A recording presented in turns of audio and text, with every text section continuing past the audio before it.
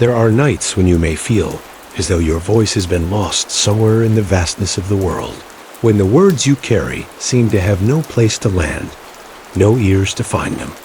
Perhaps you have felt like a song that has forgotten its melody, or a bell that no longer remembers how to ring.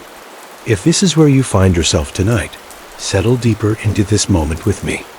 Let your breath slow and your shoulders soften, for I want to share with you a story that came to me many years ago, when I too felt as though I had been rendered silent by the weight of my own doubts.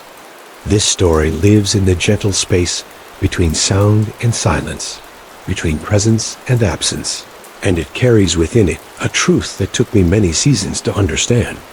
Tonight, as the world grows quiet around you and sleep begins to call your name, let these words wash over you like a warm tide, carrying away whatever heaviness you may be holding.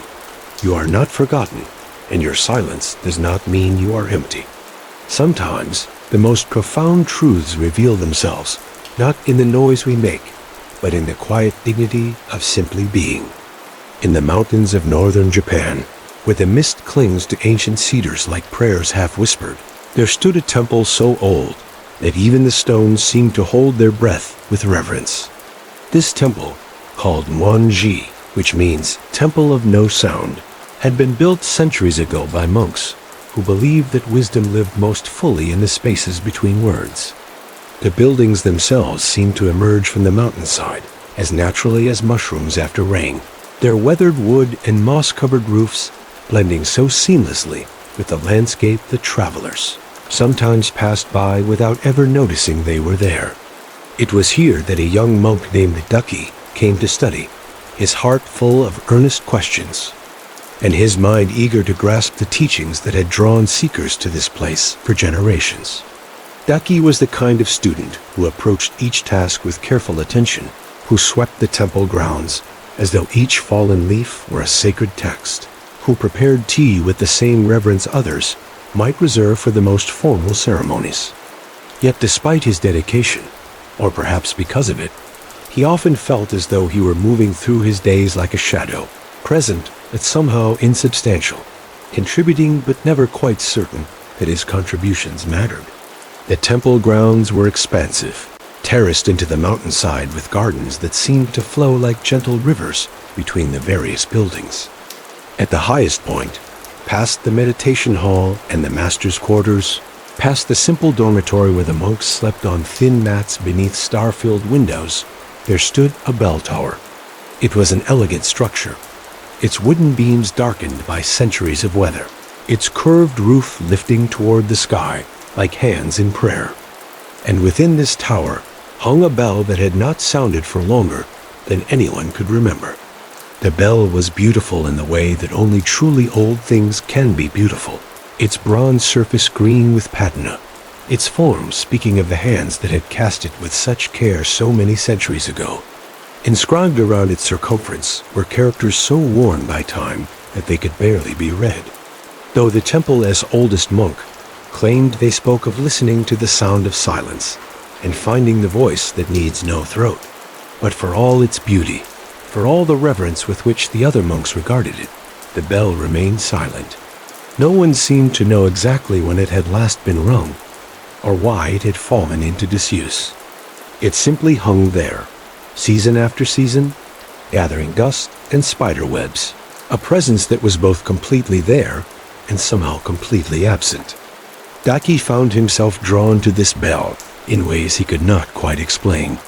Each morning after the pre-dawn meditation, and before the day's work began, he would climb the worn stone steps to the bell tower and stand in its shadow, studying the ancient bronze surface, running his fingers along the rim where a striker would normally meet metal. He would look up at where the bell hung from its thick rope, noting how the wind would sometimes move it, just slightly, never enough to create sound, but enough to suggest the possibility of sound, like a word forming on lips that never quite decided to speak. The other monks noticed Daki's daily pilgrimages to the bell tower, but in the gentle way of that place, they allowed him his mysterious ritual without question. The master, an elderly man, whose eyes held the kind of depth that comes from decades of watching seasons change and students come and go, would sometimes smile softly when he saw Daki heading up the mountain path each morning. He remembered his own young days, his own searches for meaning, in places that seemed to hold more questions than answers. As weeks turned to months, Daki began to feel a kinship with the silent bell that both comforted and troubled him. Like the bell, he felt suspended between purpose and uselessness, between potential and fulfillment. He participated fully in the life of the temple, attending every meditation, completing every assigned task, joining in the communal meals where the monks would sit in companionable silence, sharing simple food and the quiet contentment of the evening hour. Yet he could not shake the feeling that he was like the bell itself, present, but not truly engaged, ornamental rather than essential. One morning, as autumn was deepening into winter and the first frost had begun to silver the temple gardens, Daki climbed to the bell tower to find that someone had left a small wooden striker beside the bell. He picked it up, feeling its weight in his hands, worn smooth by generations of use. For a long time, he simply held it, imagining the sound that would fill the valley if he were to lift his arms and bring wood to bronze. But something held him back, some instinct that this was not the right moment, that the bell's silence was not something to be broken lightly or without understanding. Instead, he sat down beneath the bell and began to meditate, letting his breath slow and deepen, allowing his thoughts to settle like sediment in still water. As he sat, he became aware of the subtle sounds that surrounded him, the whisper of wind through the eaves of the bell tower, the distant call of a crane somewhere in the valley below, the almost inaudible hum of his own heartbeat.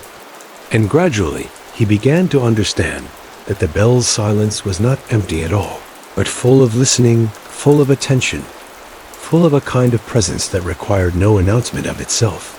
Days passed, and Daki continued his morning visits to the bell tower, sometimes bringing the striker, sometimes leaving it untouched. He began to notice that his fellow monks seemed to hear something in the silence that he was only beginning to perceive. The way they moved through their daily routines, the quality of their attention during meditation, the gentle certainty in their gestures, as they went about their work, all of it spoke of people who had learned to find fullness in emptiness, meaning in the spaces between meanings.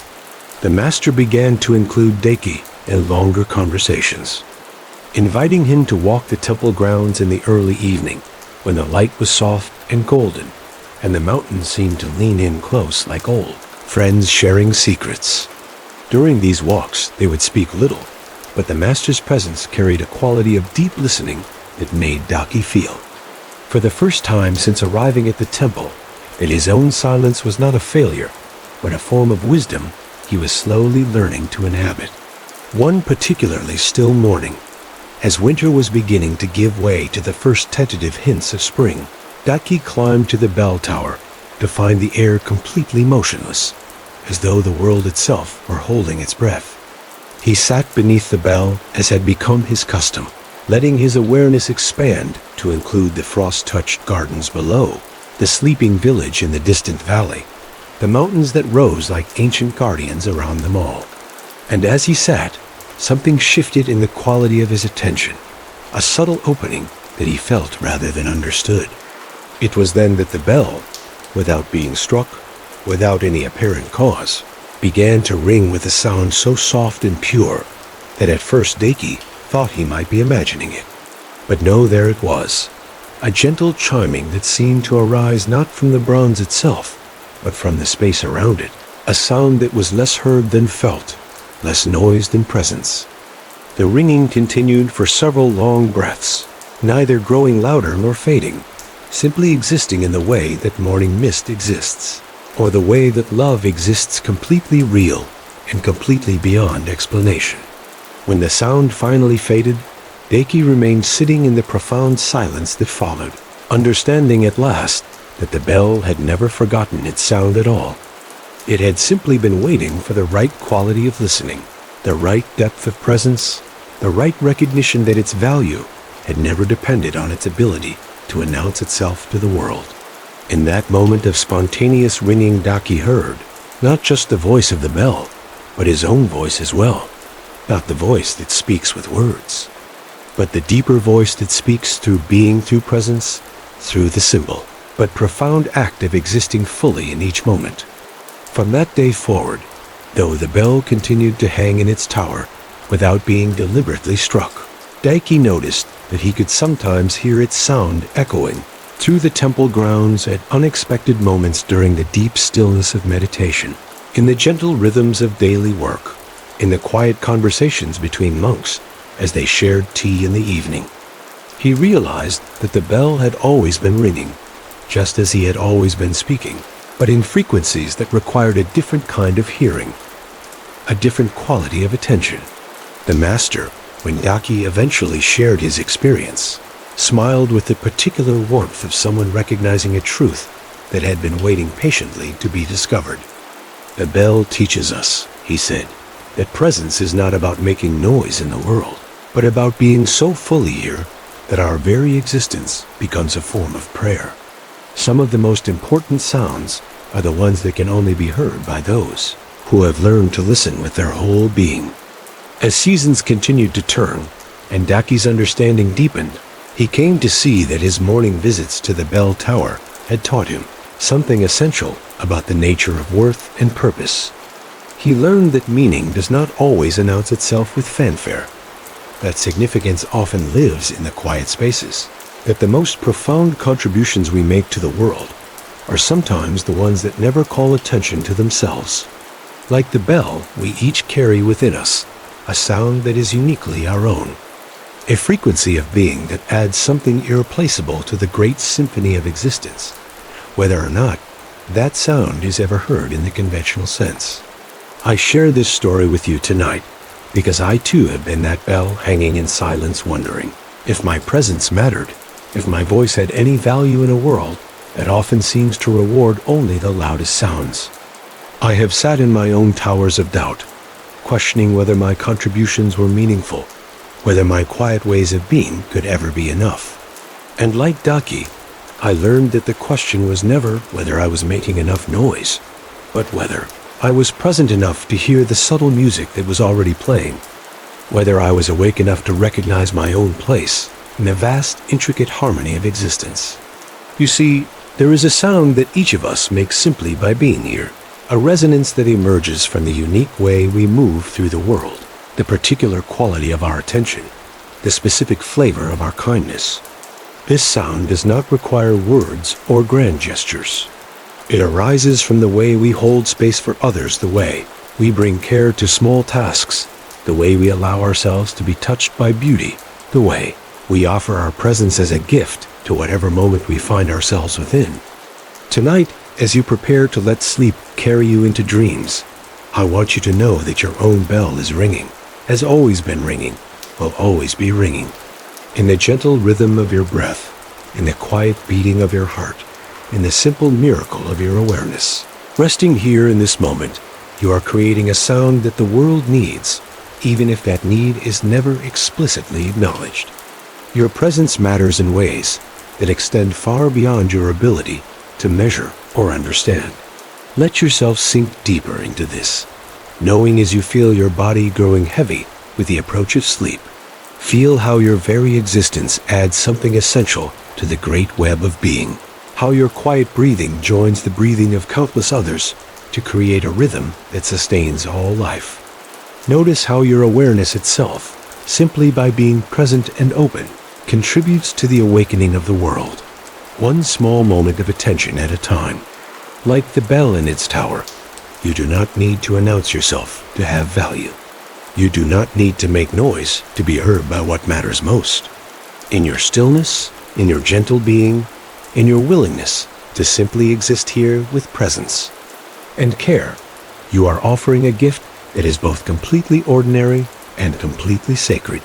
You are ringing with a sound that perhaps only the wind can hear, perhaps only the stars can recognize, perhaps only the quiet heart of existence itself can appreciate. But you are ringing, always ringing, adding your unique note to the endless song that connects all things.